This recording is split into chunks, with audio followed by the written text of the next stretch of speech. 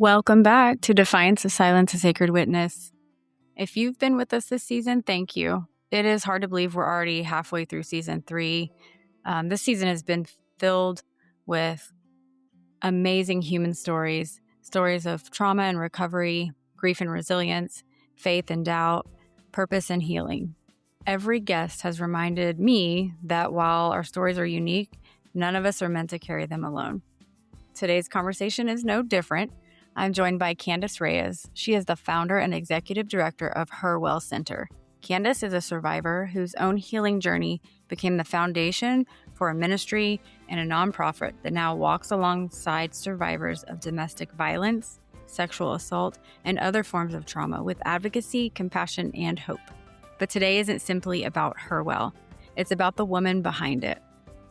It's about what happens when healing meets obedience and when faith meets fear, and when one person's willingness to say yes creates a ripple effect that reaches farther than they could ever have imagined. So before we begin, I'd like to invite you to arrive here with us. Take a slow, deep breath in and let it out. Let's do that one more time. Slow, deep breath in and exhale. Allow those shoulders to drop, relax your jaw. Feel your chair beneath you or your feet resting on the floor. As always, take what steadies you and leave the rest. Today, I'm going to invite you to listen with the ears of an advocate, not listening to fix, not listening to judge, not listening for what you would say next, simply listening with curiosity, compassion, and presence. Because sometimes the most healing thing we can offer another human being is simply bearing witness to their story.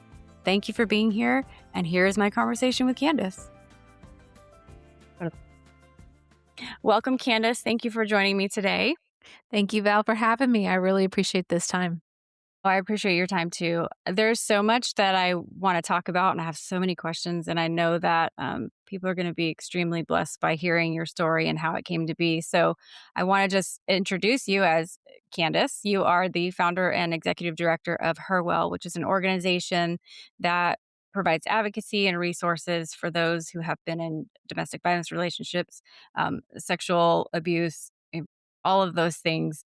That is not a small list. So your organization is very powerful and very much needed in this community. So beyond that, I mean, that is what you do, but you are a person that got to this point where you created this thing and you have this mission and you have this calling. So I would love to dig into how you found this calling, what brought you there, what led you there, and go from there. Okay. Well, yes, thank you for sharing a little bit about what Her Well does. It is a labor of love for sure. And it's definitely a calling. So it started back when I myself am a survivor, and it started from when I began my own healing journey. I was going to counseling and walking through my whole processing of the trauma that had happened to me. And as I was doing that, I also was really diving into what intimacy means to me and how my perspective of intimacy had been broken due to the trauma that impacted my life. And I learned that for me to allow myself to see intimacy as something the way it was actually created and designed, I had to start allowing God to pour back into me and remind me of who He is and spend time with Him and allow Him to um, help me see that my perspective of what I knew intimacy was not what he intended it to be. It was not the gift that he actually created it and designed it to be. And so, as I began to really press into him during that time, and also going to therapy, going to see my counselor as well, and processing through just some of those really hard scenarios, and thoughts.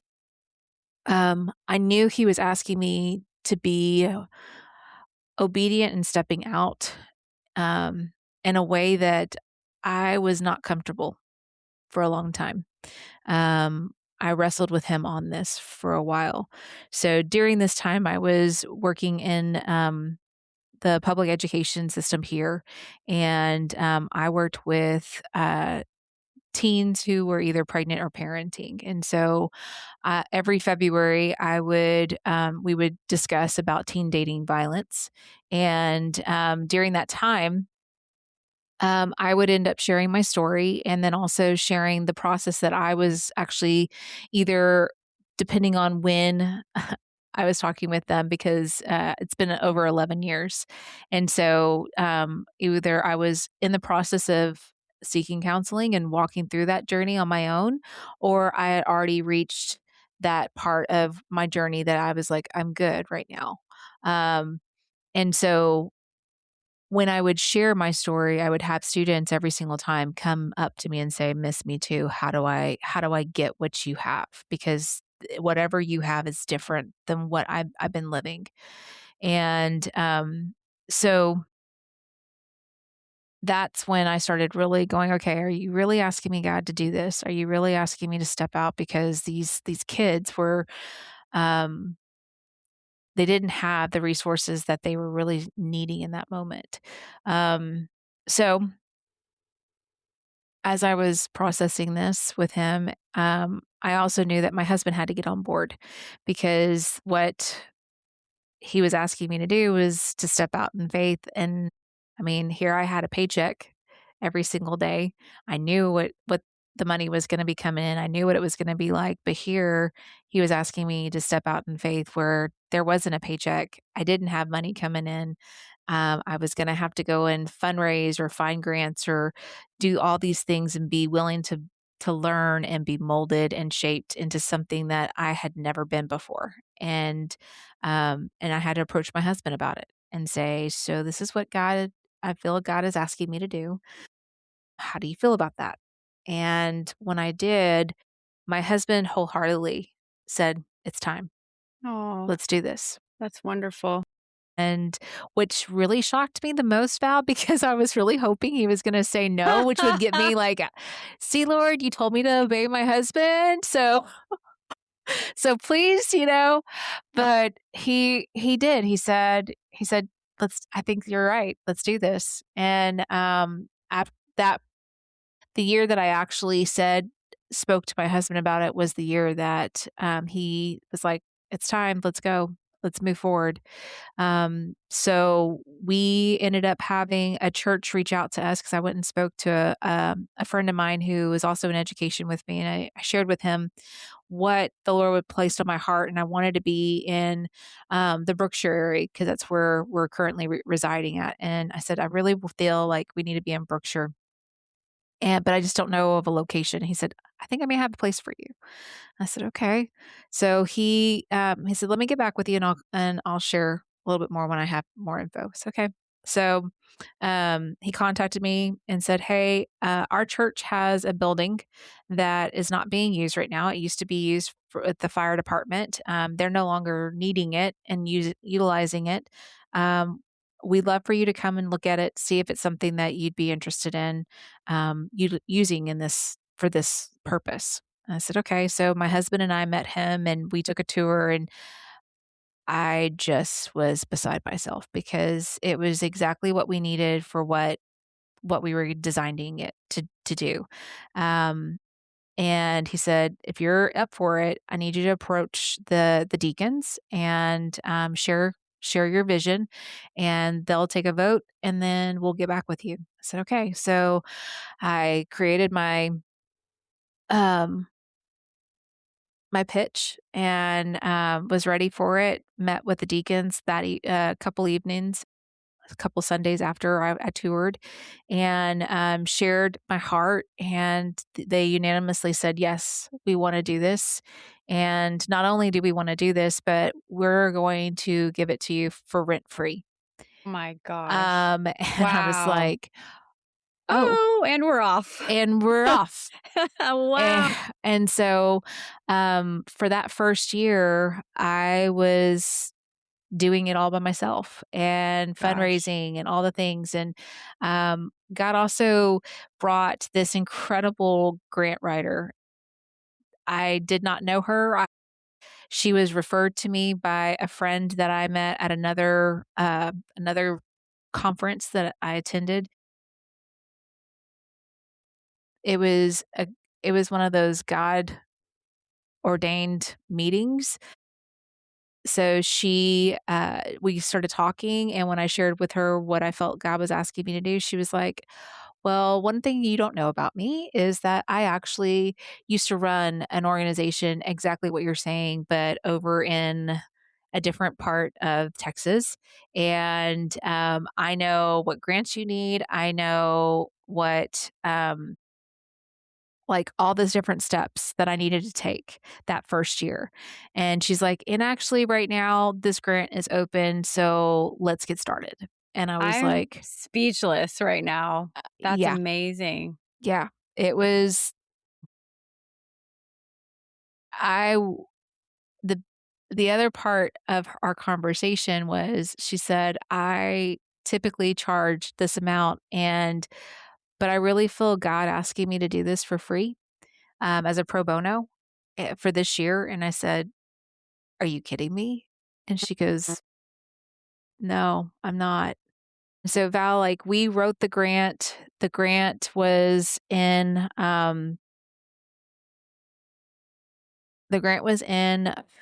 February. I wasn't going to find out whether or not we were going to receive it until September. Um, and I had to give my notice come May.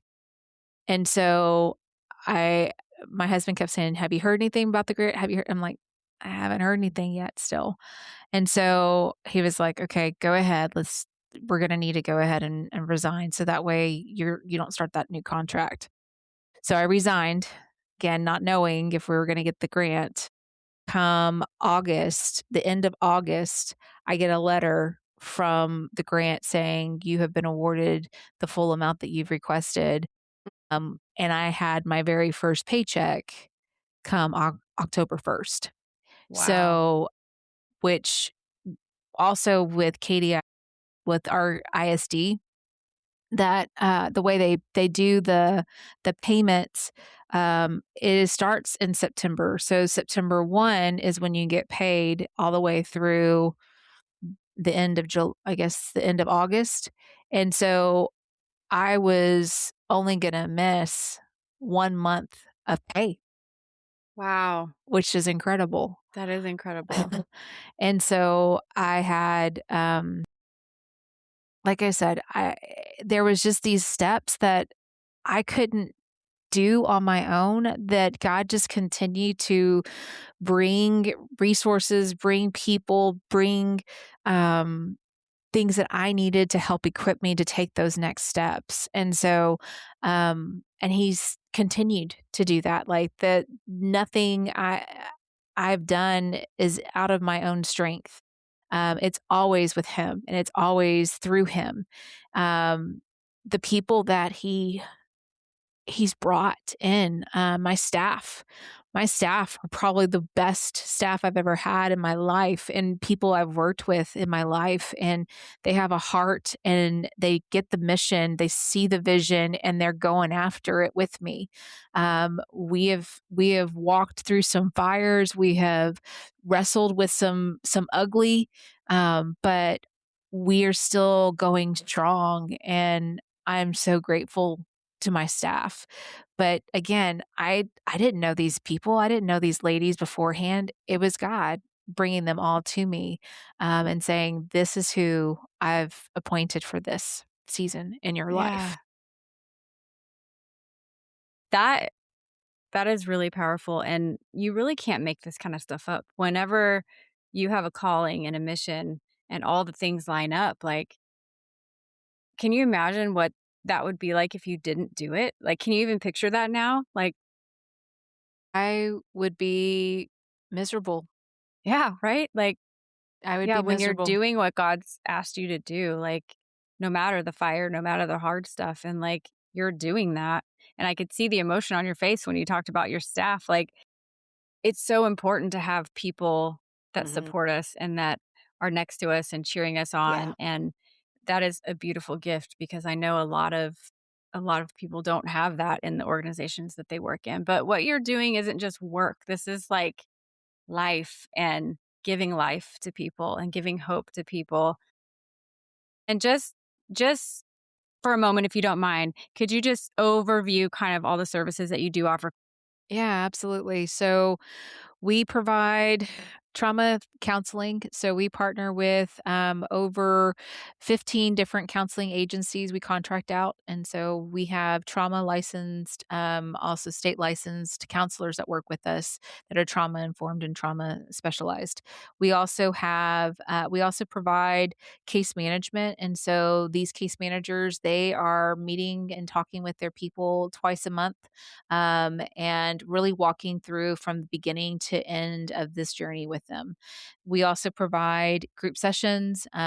We provide different types of classes as well, from budgeting to even resume building, just helping the individual as a whole, whatever is the hindrance, re-empower them, because that power and control wheel is big, and employment is part of that power and control wheel, and so we help them regain that employment status and learn how to budget and take back control, financially for themselves. We do neurofeedback as well, which is a non-talk type of brain training that we offer. And then we also provide medical follow ups as well, because a lot of times when they go to the hospital and they've experienced this trauma, you need to go back and follow up with your physician. And so several of the clients that we have had, they either don't want their insurance to be hit, because then they share the insurance with their person that harmed them, or they don't want even possibly a parent, because they're an adult student and they don't want their parents to see that. And so they're needing that help and support just to have that follow up visit. And so we work with the clinic out here, and make sure that they have the ability to go and get that without it hitting their insurance. We have the very first crisis housing program here, that we just opened up in March. So we have Samaria House, which is for currently right now women and children who are fleeing from domestic violence. And it is an emergency placement, it's a temporary emergency placement location. And then um, we help out with transportation, we help out with hospital accompaniment, crime victims compensation, of application. We also do advocacy for clients, whether it is for court or for protection orders.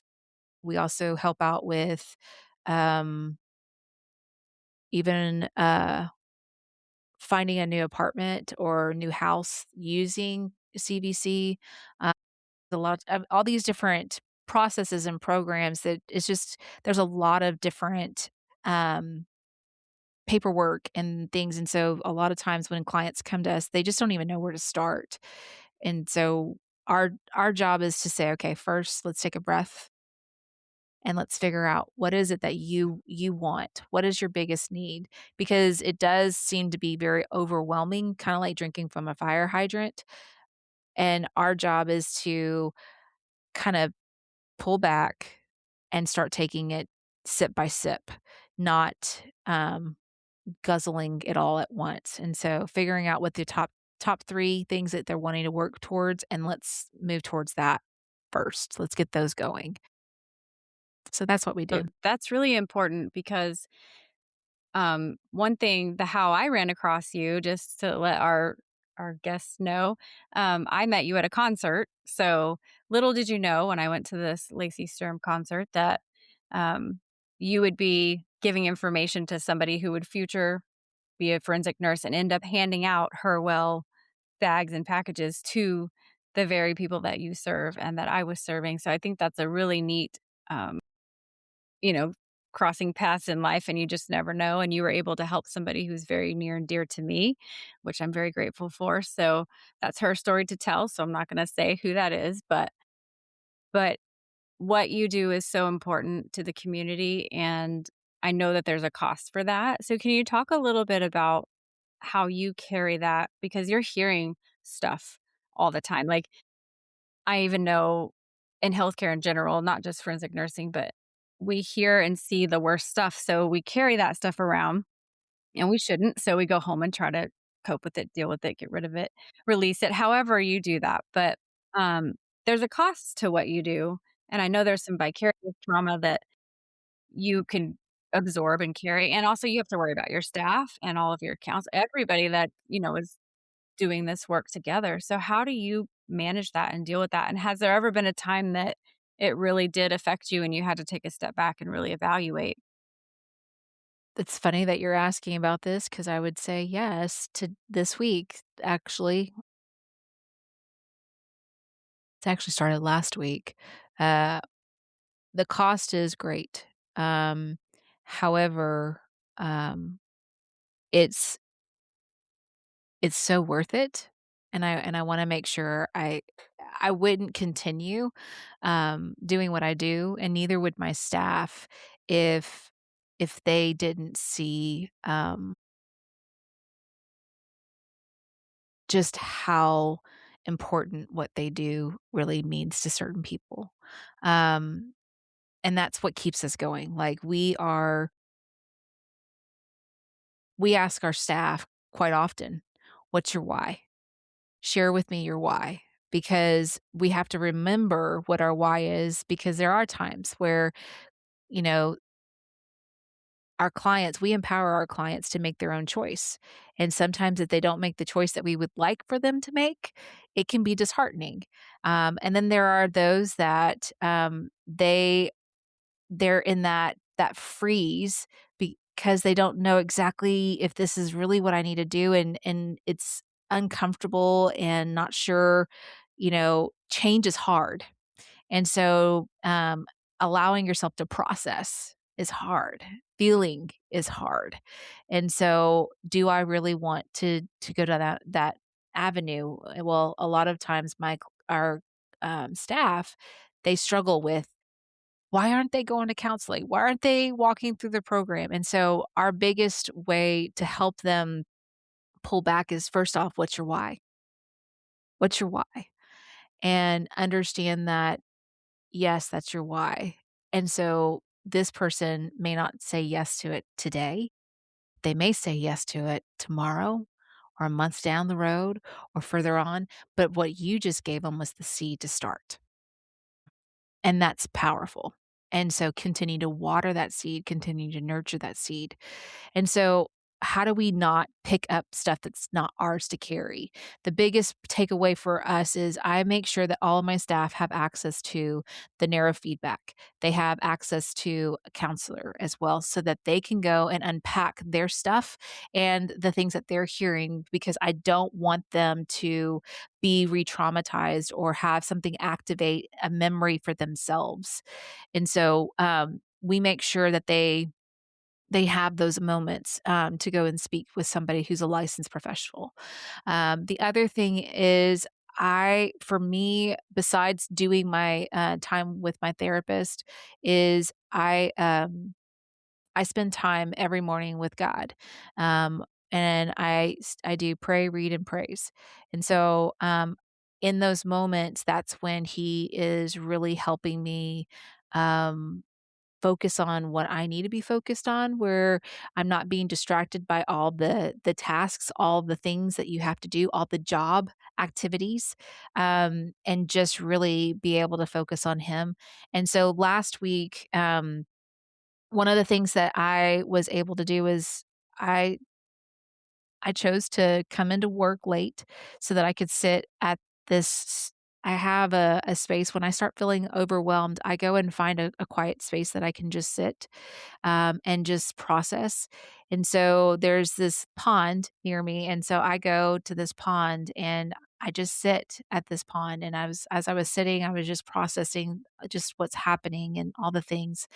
And this duck walks across the street.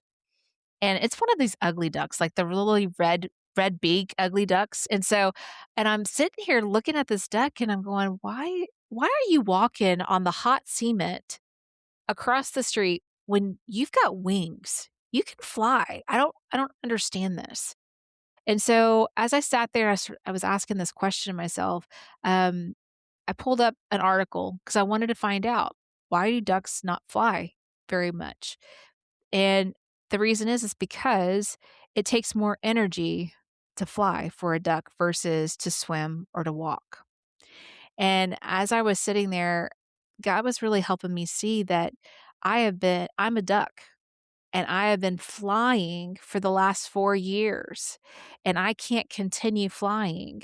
I need to actually be able to land, either walk or be in the water and swim, and allow my energy to, build back up to what I need to be to go the next journey. Ducks don't fly for long, long periods of time. They do have to land, and they have to be able to to swim and to walk and to build that energy back up before they take off again, depending on the season or how far they're needing to travel. And so that's what I felt like he was really asking me to do. And so when he did that, it caused me to make some shifts, some changes, even with my staff and their schedules and those things. And you know what, Val? What they said? They were so happy with this. They were like, "Thank you. Thank you for actually taking the time to recognize that we needed this. We needed to have a little bit more space, more time to rest, more time to even retrain, right? Because when things get really big and you're going 90 miles an hour, a lot of times even in your training, you stop doing your processes because you're just trying to get through the next thing. Where we had we had to get back and do our processes all over again and relearn them and remind ourselves of those things that we need to be doing, to just really give that quality of care. That's been our big thing is I don't want ever to have quantity over quality. My thing is always gonna be, and it will forever be, I'm going to offer quality. And if that means that we only offer quality to a few people, it's then we offer quality to a few people because that's what we can do right now. Would I love to be able to offer quality to a huge quantity? Sure, absolutely. But be comfortable with offering quality to the few because that still matters. That is such a beautiful example of taking care of yourself and taking care of your people. I'm really impressed by that because I think it takes a lot of like getting our egos out of the way too to recognize like I can't do it all and I can't carry it all. And for very driven people, such as yourself and other women I know, and even myself, we just you just keep going and like, no, this is good. We're doing good work. This is good. But like the cost does eventually catch up with you. And that's when you find out you've got burnout and you're like, oh, I thought I just had this. But then you've got anxiety and depression and all the other things, but you're doing such good work. And then you go home going, then why does this suck so much? Like, and I've been there, like, and that's really hard. So thank you for sharing that part. And I hope that if somebody's listening and they have big dreams to use their story for hope and to help others. Mhm. And I have a lot of people contact me that want to tell their story on the podcast and they're like, but Val, I don't know how to help anybody or what I need to say. I'm like, just have a conversation. Mhm. And when I end up talking with them, a lot of times I find out they have big dreams of doing a nonprofit or working and doing such and such or just using their story somehow, but how? And so I have so many questions, Candace, so many questions. It's all good. So you're starting a nonprofit, right? And I Mhm. know you said you started this, kind of obviously from scratch, but and you had to take a big leap of faith to do all of that. But where were you actually at in your healing journey? Like, is this something, the Mhm. question that I get a lot and I'm asking is, where do you have to be in that? Because it does take some work for us to get to that place where we can even handle these things. And I know in your story, like God orchestrated those things perfectly. But I was just having a conversation with somebody a couple of days ago that said, I really want to do XYZ, all these things, but they're like smack in the middle of their own healing journey. And I get her urgency and I'm like, I get that. I get that 100%. And I've done that too, but ultimately got whiplash because I wasn't ready. But like, I can't tell someone if they're ready or not. So, in your opinion and your experience, what does that look like? And where were you at when you started to think, like, okay, I can do this? That's a great question, and, have several people that have asked me that same question because they have these big goals and dreams, and even when people come, to work for us even, and they have this passion, because a lot of times they have this passion because they've experienced it, they're a survivor as well, and they want to help, they wanna contribute, they wanna provide some kind of, service for others, and one of my good friends who's also a licensed therapist, we were talking one day and she said, "Candace, we cannot help individuals heal any further than what we've been healed ourselves." And when she said that, I was like, "Oh, so that's why God said it's time now." Because I had already overcome so much of my own healing journey. Now, am I, like, completely healed and not have any activation or anything like that? No. There are still moments that I still have those things that arise. I'm still working through some of my own stuff, but I am so far, processed that when somebody does share a story with me about their own situation, I'm not back in my own head thinking about my own situation and reliving my own stuff in that moment. I'm able to be present with them and focus on them and how they're doing and what steps they need to help with or take on. And so I feel like for those who are, interested in doing something that deals with a part of your own story, first, I would say, how far are you already in your own healing journey? Because that's going to gauge how far you could actually help somebody else. And until you have gotten to the next level, then you may need to put a pause until it's time to take that next step. Yeah, I think that's important. I myself have done some things, volunteered for some things, and been like, yes, this is what I'm going to do. And like I said, gotten whiplash from that, but also realizing not only was it a little too activating, I also didn't have like I guess the bandwidth, like, and trying to heal myself while healing others. And that really was total total flop. Like that only works for so long. Then I found myself almost like feeling responsible for traumatizing somebody else because I'm like, "Oh, it's this and this," and I'm like, "Oh, I'm sharing all of these things," and it's like triggering people left and right, and I just didn't know. Yep. And Yep. so that's something I think is important for people to understand, and it doesn't have to be trauma necessarily that they're Right. wanting to use their story for other things, but just I know, Right. like, it's like a horse pulling on the reins, like, you just wanna go because you feel like, "I wanna empower somebody else," and I am a very go, go, go person, and I've had to really learn, even now, to slow down and realize that I can only meet people to the distance that I was willing to go, really looking inward, not outward. Yes. Yes. And realizing that it's not about you when you're helping somebody else, it's about them. Um, and so even though, yes, you may feel good, again, it's not about you, it's about them. And so recognizing that you don't have to share your story with everybody you come in contact with that may be similar to your story as well, I think is um, a good takeaway because, again, you may have great intentions, like you shared, but you end up doing more harm. Mhm. And so Mhm. just being very careful with who and how you share Yeah. that because it is priceless. It's precious. And so being, use it, see your story as um, the value it truly has. And if it has such great value, a lot of times we tend to protect it more and know when it's time to show it and when it's time not to show it. And so that's similar to our stories.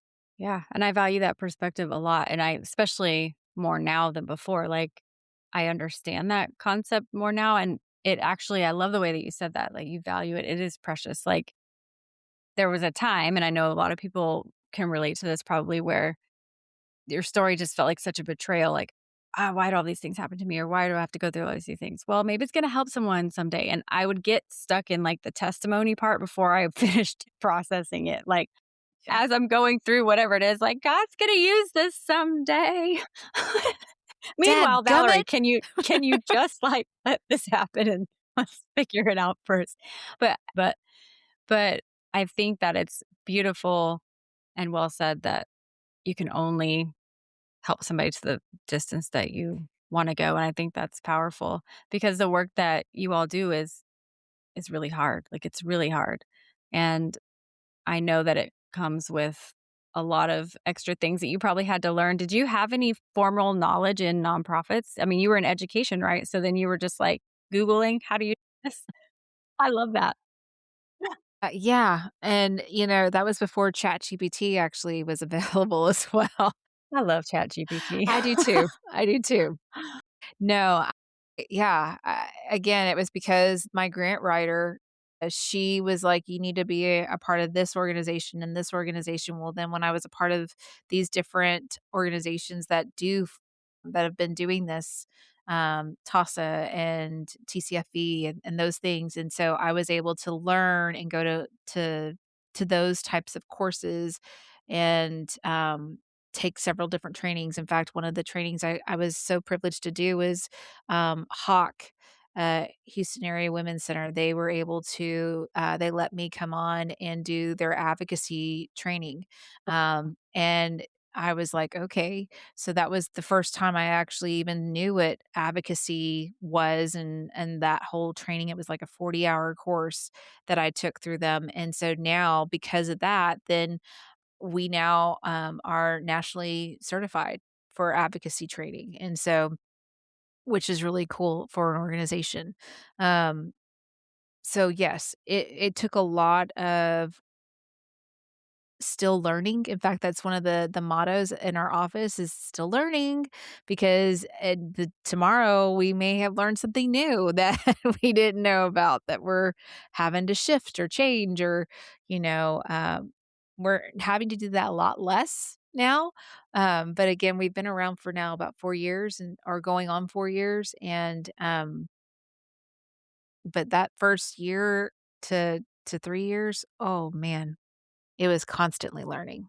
Yeah, you guys have had a lot of growth. I mean, with your Samaria House and everything else it's got like, that's incredible because I think it was probably about 3 years ago when I ran across you guys, so you were still fairly new, and so to reconnect and see all that you guys have done is pretty amazing. So, what exactly if somebody's interested in being an advocate, what do they need to do? And what actually is advocacy? What's, like, a common misconception? Because I know I had some when I got into forensics, I was like, "Oh, I didn't realize that's what advocacy was." So So basically, advocacy is empowering for us, empowering the other individual's voice. And so, whatever that may be, whether it's with the police, whether it's with the hospital, whether it's um, not with, not wanting to move forward with any of this. And so, helping them understand their rights, helping them understand next steps in that whole process, and giving them choice and autonomy. And so, how do you do advocacy? So for us, we do offer the 40-hour course, and our course is actually, uh designed to it's a nationally certified, so you can be anywhere in the nation and be considered an advocate.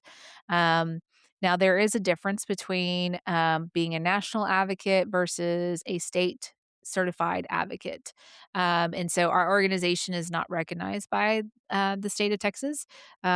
We are recognized by the federal, by the United States, but we, uh we have not, and that deals with funding, and grants and things like that, and um, so we still have the same privileges, and we also still have the same, confidentiality and those types of things because of the federal grant that we have, but now we have the national advocacy, licensing and able to help in that regard. However, even though in the state of Texas, they have their own specific, but ours is the same, it's just not certified by Texas. So Yeah. we cover everything the same. What makes a good advocate? One that is curious and curious in a good way, and not asking shame questions. I'm talking more along the lines of, um, you're willing to ask questions to help them unpack things that they're wanting to unpack, but also a good advocate is one who can be silent and just sit there and listen, or maybe just be in that silent room with that individual because they don't have anything else to say. They don't know what to say. They're still processing themselves and being comfortable with the silence. Um, that for me is a huge, empowering moment for that individual. Um, I also think that a good advocate, follows up, follows through, doesn't overpromise and undersell, basically. Um, y You are building trust, and a good advocate is somebody who is going to do what they say and say what they mean. Um, and also be willing to give space for that individual to cry ugly, to express ugly feelings, and to be able to just sit there, and you don't have to validate, you don't have to affirm or anything, but just give them that space that they have the freedom to feel and feel safe to do so in front of you. That for me is a big, uh that lets me know if somebody can feel in front of me and feels that they feel safe with me, because feelings, typically don't feel safe, and I want to open that up, for individuals so they do feel safe. Yeah, that's beautifully said, and that's where I was hoping you were gonna go, because that's where that sacred witnessing comes in, and I mean, that's the name of this podcast is Defiance of Silence, a Sacred Witness, like, we can survive a lot of things if we have the right witness, and 100%, if I'm feeling safe, then I can express what I'm feeling, and that's the thing, we can do all the other things in the world, we can provide you with resources, we can drive you to your appointments, we can do all the things, but if they're not safe and they don't have food and clothing and safety and all the basics met, then we all the rest of it doesn't mean anything. So part of that safety, in my opinion, is being able to emotionally be where they are, like, just let them be where they are. And I've seen some advocates come through, um, when I've done the forensic patients and taking care of them that have just been so inspiring to see them, and it's leaning me towards that direction versus what I'm actually doing, and that's a weird thing to say because 'cause I'm just now starting this process, but that is something that I've seen done so beautifully, and I've also seen some that were not so great, and I'm like, "Ooh, I don't know about this," you know? I'll just be honest, sometimes I'm like, "What is happening right now?"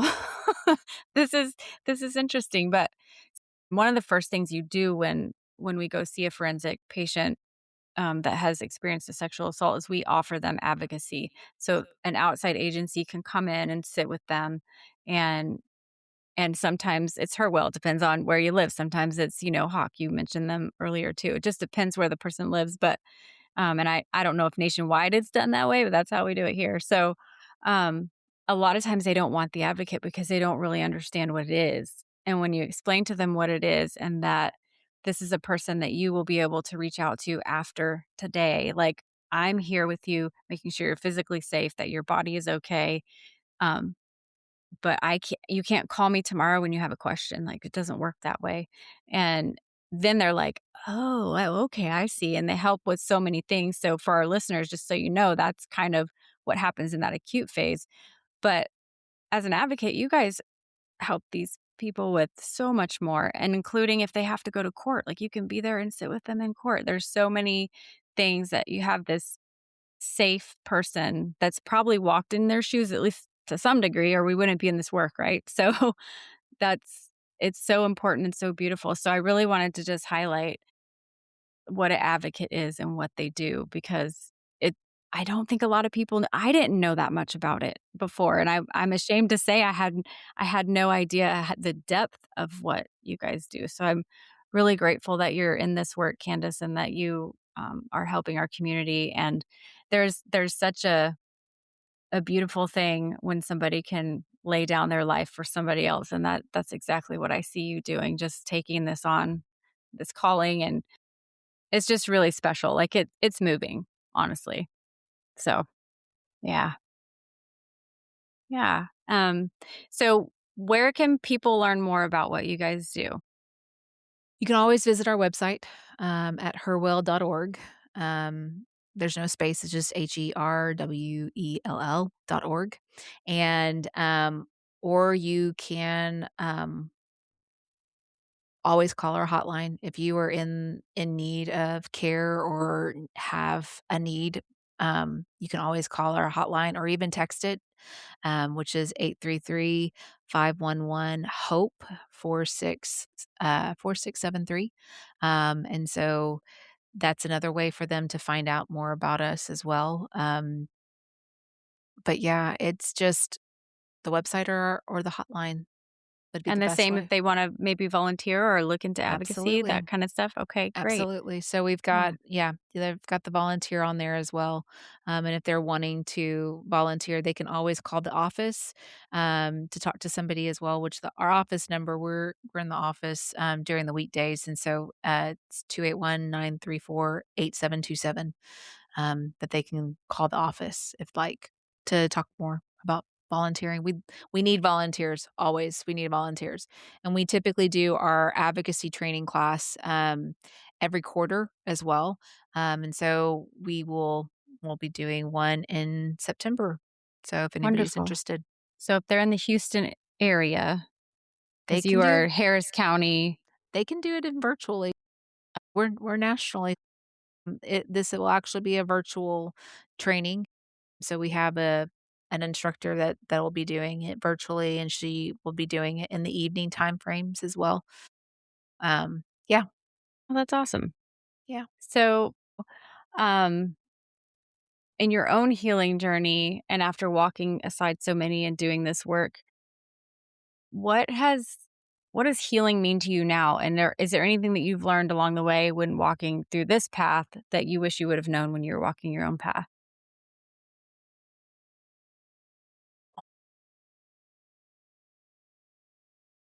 Grace, um, that's that's the word that comes to mind right now is grace. Grace with yourself, grace with the process, grace with the pace, giving yourself grace.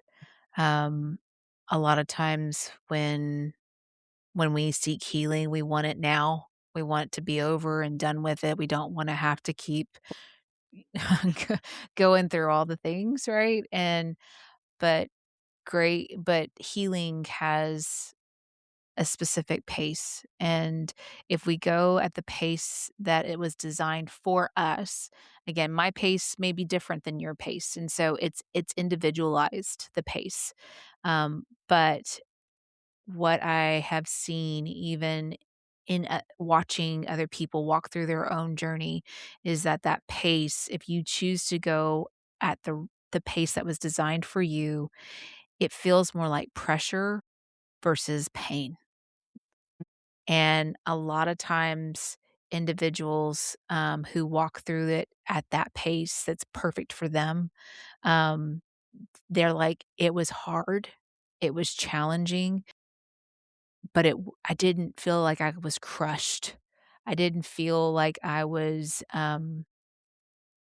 destroyed during it. And a lot of times, that's the big fear that a lot of our survivors have is I don't think I wanna go there just yet because I'm so afraid of what this is going to bring up and the pain that I'm gonna feel with it. And, they feel like it's Pandora's box, right? That you're unpacking Pandora's box um, but if they go at the pace that's right for them, um, it it's hard, it's challenging, but it from the ones that I've talked with, and even in my own experience, there wasn't actual physical pain. It was more of pressure. Yeah, And I think that's beautifully said too, because it feels like at first when you start a healing journey, like, if I do all this by this time, I'm gonna check this in 12 months from now, I'm gonna be back to my old self. Like, what? So I love the way you said that, like healing at the pace that was designed for you. I've never heard anyone say it quite like that. So that's beautiful. Thank you for that. And um, if a woman is listening today who believes that they're too broken to ask for help at this point, or it's been too long, or they're too ashamed, or it's just been too many years, what would you want them to know? you're never too broken. It's never too late. Um, you deserve the you deserve the healing that's there, that's available for you. Um, it is a possibility. It is there. Um, I would probably want to sit with her and just say, um, "You are so you are so valued. You are so loved, even though right now you may not feel it. And it doesn't matter your age, it doesn't matter when it happened. You deserve freedom. You deserve the chance to sleep and not have nightmares. You deserve to find love, real love, authentic love, and understand what that means and what that looks like and be able to love and return. You're not broken. You're just have some crinkles and we can iron out those crinkles if you're willing to do the process." Um, but that's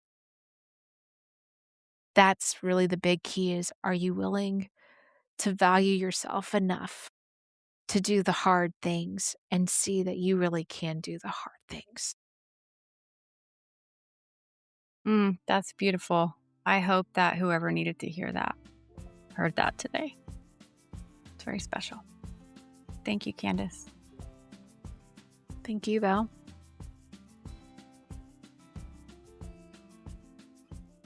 Thank you for spending time with us today and listening to this conversation.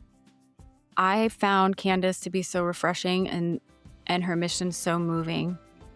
And just the compassion that she shows to others is really going to stick with me for a long time. So before you move on with your day, I do want to invite you, though, to take one more slow, intentional breath. Breathe in and exhale. And again, inhale. Palms up. As you exhale, push those palms to the sky and let it go. Just remember, you don't have to carry everything that you heard today.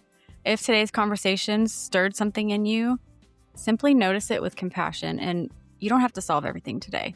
You don't have to carry someone else's story home with you. Just take what you needed and leave the rest. But maybe today's conversation awakened something in you, and I hope it did. Maybe you're feeling called to become an advocate, a volunteer, or just simply to be a safer witness for somebody in your own life. If that is you, I want to encourage you to visit herwell.org and to learn more about Her Well Center, their services, volunteer opportunities, and their advocacy training, because we need more advocates in this world. We need more people that can bear witness to the human story. Her Well is also currently hosting 100 Strong for Survivors. It's a campaign raising funds to ensure that survivors, men, women, teens, and children, can all receive the consistent support, safety, and hope that they deserve. So if you're looking for a tangible way to support this mission after listening to Candice, I hope that you'll consider joining them. You can go to their website to do that. Or maybe you just realized you're more like Candice's duck, that you've been flying for a long time and you've been carrying a lot. So perhaps the invitation isn't to do more, but just to rest and land for a while you get your strength before you take flight again. Whatever is held for you today, thank you for sharing this space with us. And until next time, be kind to yourself and remember you are loved and worthy of being witnessed.